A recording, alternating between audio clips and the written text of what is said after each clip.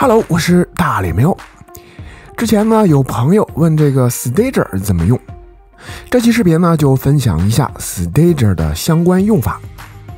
比如我这里呢导入了一把剑的模型，它有3个子工具，通过文件夹的方式呢把它们放在了一起。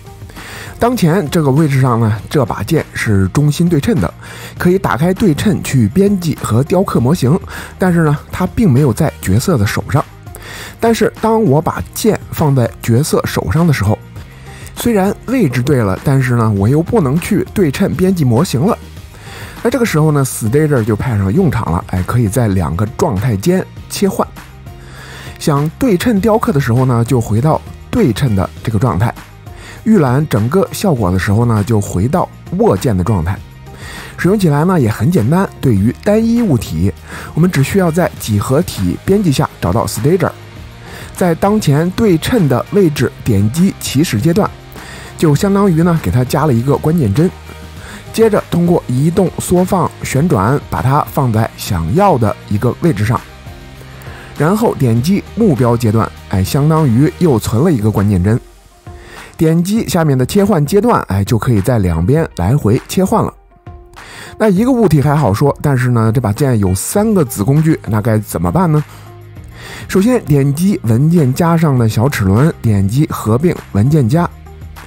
文件夹里的所有物体呢，就合并成一个模型了。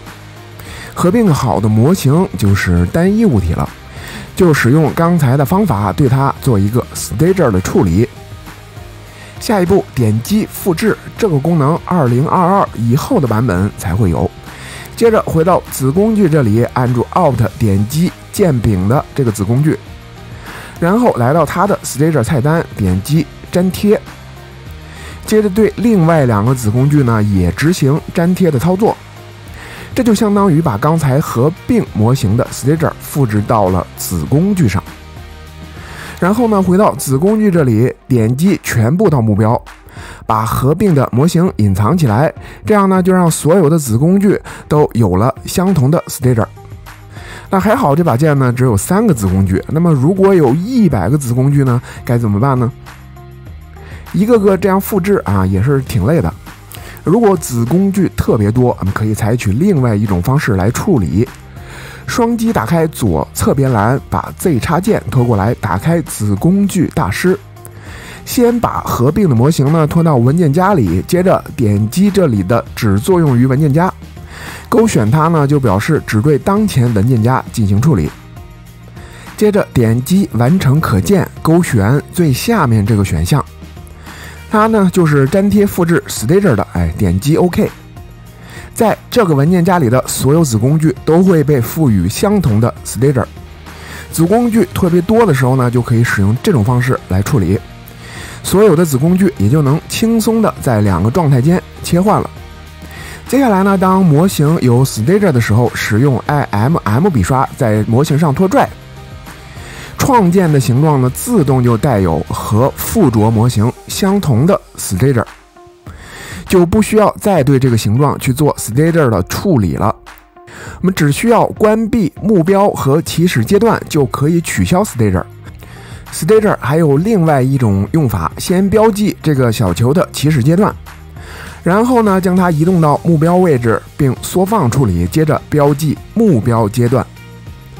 下一步调整插入的个数，再点击插入，就会形成这样的形状，也是一个很常用的功能。